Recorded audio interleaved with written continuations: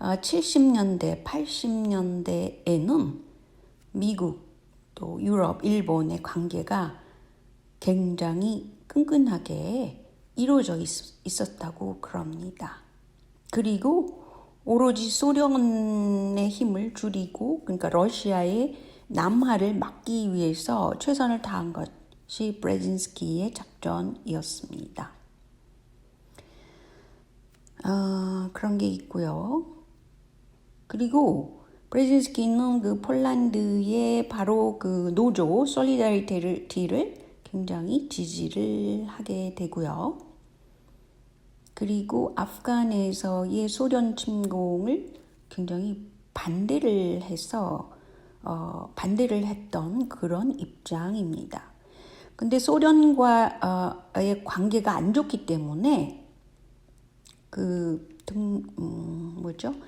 중공하고 관계를 좋게 하는 것은 하나의 간접적인 방법이었어요. 그러니까 제3지대를 만들어서 소련과 중공 사이를 벌어지게 만든 그런 작전이었다고 그럽니다.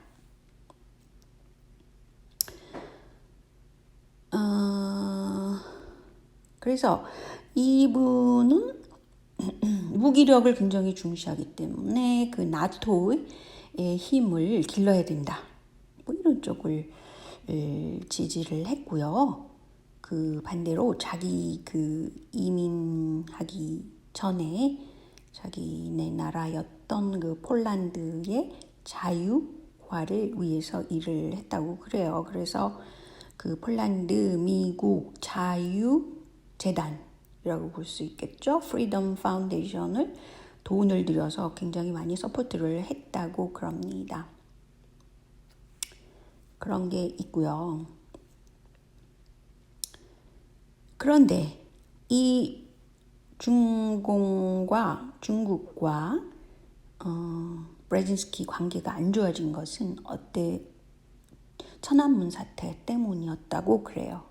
그래서 이들 관계가 굉장히 안 좋아지게 됩니다. 왜냐하면 천안문 사태 자체가 많은 사람들을 죽였고 어떤 이름으로 죽였냐면 그 개개인이 자유를 원한다 뭐 이런 쪽으로 간 것. 그것을 막은 게 천안함 사태였잖아요. 그래서 일단 이게 인권 문제를 중시하는 또 자유를 중시하는 그런 미국 민주당 쪽 생각에서는 큰일이라는 거죠. 그래서 이때에 바로 사이가 굉장히 안 좋아지게 됐고 브레진스키는 2007년에 버락 오바마를 추천하게 돼서 오바마가 당선이 됐다고 그러니까 얼마나 그 미국 민주당의 축이겠습니까? 오바마가 지금 굉장히 많은 것을 바꿔놨었거든요. 그래서 사실은 트럼프가 그 이후에 집권하면서도 굉장히 국가 기구에 촘촘히 들어선 민주당계 사람들 때문에 트럼프가 제대로 일을 거의 못하는 그런 쪽에 또 가 있었다고 볼 수 있습니다. 근데 원래는 트럼프의 목적은 또 다른 게 있었는데 지금 그거에 대해서 언급하지는 않겠고요. 그래서 어쨌든 브레진스키는 오바마를 내세워 가면서 나토를 서포트해서 이게 무슨 일이 일어났냐. 리비아 전쟁을 일으켜가지고 가다피를 없애버리게 된 겁니다. 그러니까 북한 쪽에서도 항상 미국 민주당이 정권을 잡으면 신경을 곤두세울 수밖에 없죠. 왜냐하면 가다피를 처단한 것이 미국 민주당 쪽이 집권했을 때니까요. 그런 사정이 있는 것입니다. 그런데 브레진스키는 트럼프는 기업가였잖아요. 그러니까 자신이 추진하던 그런 이념의 세계, 뭐 삼변회라든지 이런 것에 뒤흔들 거라고 생각해가지고 트럼프를 엄청 싫어했습니다. 그래서 큰일이다. 막 이러면서 굉장히 싫어했는데 마치 그것은 독일의 메르켈이 트럼프랑 사이가 엄청 안 좋잖아요. 그런 것과랑 똑같은 구조입니다.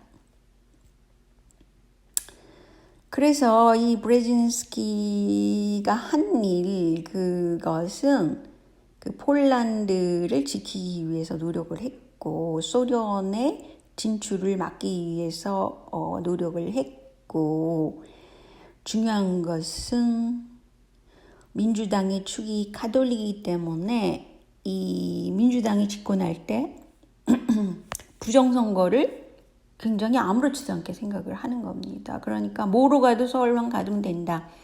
목적을 위해서는 수단을 가리지 않는다. 이런 게 제수잇의 그 모토랍니다. 때문에 부정선거를 굉장히 자주 했는데 지금 문제가 된 도미니언 기계라는 것은 상당히 끔찍한 그 배경을 갖고 있고 여기에 소로스와 빌 게이츠가 가담을 했고 지금 북미 지역에 많이 깔려 있고 그런 상황입니다.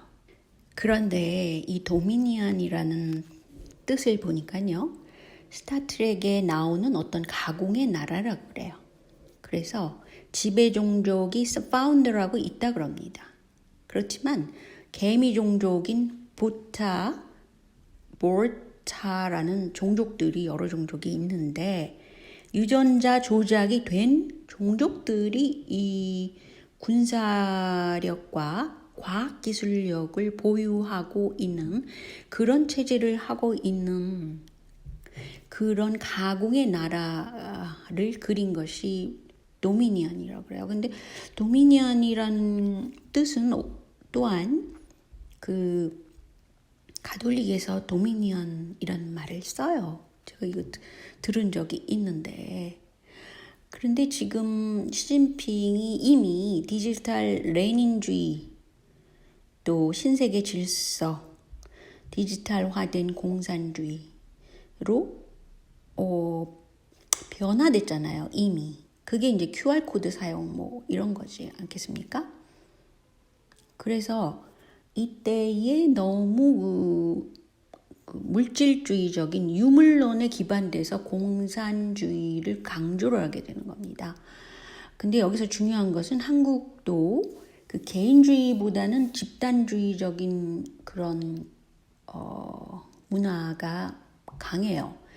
그런데 이게 한국 사람들 보면은 굉장히 모든 것을 돈의 가치를 중심으로 사고하게끔 돼 있습니다, 지금. 이것은 서구 사회에서 볼 수 없는 그런 문화예요. 지금 물질주의적이에요. 한국 문화 자체가. 그렇기 때문에 뭐 공산주의로 간다 그러면 오히려 반길 사람들이 상당히 많다는 것이죠. 그렇지만 여기서 중요한 것은 개인적인 어떤 정치적인 생각, 뭐 창의력, 그 개인 능력을 인정되는 그런 사회가 되지 못한다는 거예요. 왜냐하면 물질주의적인 기반을 하고 있기 때문에 이 정신세계의 가치를 등한시하게 되는 겁니다. 여기에 굉장한 실책이 있는 것이에요. 인간주의적인 사회가 될 수 없는 거죠. 이 가공의 나라라는 것이. 그래서 개인들이 조금 약간 창의적이라는 건 삐딱할 수도 있고 좀 다를 수도 있고 이런 것을 다 컨트롤할 수가 있는 것이 가장 큰 문제입니다. 그런데 한국은 전자개표기 사용이 김대중 대통령 시절부터 세계화 세력이잖아요. 김대중 씨가 소로스도 만나고 이랬잖아요. 소로스가 생각하는 것이 전자개표기이거든요. 그래서 이렇게 왜 그러냐면 소프트웨어만 바꾸면 그거 뒤집히잖아요.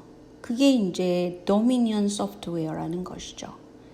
때문에 조지 소로스가 전자투표의 전도사였던 것입니다. 현재 문제가 된 도미니언 그 소프트웨어 투표기, 개표기 이것은 지금 빌 게이츠가 또 투자를 했다고 그럽니다. 그러니까 빌 게이츠가 또 여기서 나타나는 겁니다. 이분들이 모두 미국 민주당을 막강하게 후원하는 그런 자본력이라는 거죠. 그래서 공산주의를 만드는데 여기서 제가 강조하지만 자본주의 대 공산주의라는 것은 개인주의가 아니라 전체주의라는 겁니다. 그래서 많은 개인들이 굉장히 여기에 대해서 반항을 할 가능성이 많아요. 그래서 이제 경찰력을 기르는 거죠. 공산주의를 하는 중국에서는 검찰력이라는 건 있을 수도 없고 공수처라는 것도 없습니다. 그냥 공산당에 내에서 어떤 알력이나 거기 투쟁 뭐 이런 권력 집단 간의 그런 문제가 나오는 겁니다. 그래서 개인들이 여기 끼어들 그랬다가는 굉장히 처참한 상태가 되는 바로 이게 전체주의적인 집단이라는 것이죠. 그런 나라가 된다는 것에 큰 문제가 있다는 거예요. 근데 사람들은 이것에 대해서 초점을 두지 않고 있어요. 한국에서 특히. 심지어는 조선일보에서 이렇게 새 공산주의가 필요하다. 리셋을 해야 된다. 이것에 대해서는 한국의 정치색, 여야 할 것 없이 지금 모두 여기에 몰입되어 있습니다. 이거 상당히 위험한 것입니다. 그래서 어떤 사회든지 아이디얼 타입은 없는 것이에요. 그것은 이상향이기 때문에 그렇죠. 그래서 절충안으로서 그래도 서구 사회민주주의라는 유럽형을 한국에서 많이 꿈꾸잖아요. 그게 옳은 방향입니다. 어떻게 전체주의적으로 갔을 때는 개인권이 침해되고 개인권이 존중받지 못하기 때문에 개인들은 상당히 하나의 부품으로 남게 되는 것입니다. 그게 기계적인 전체주의의 모습이에요. 그래서 이것에 대해서 지금 가톨릭 세력이 중심이 돼가지고 하는 이 전체주의 사회, 중공식 사회에 반발하는 개인주의를 중시하자.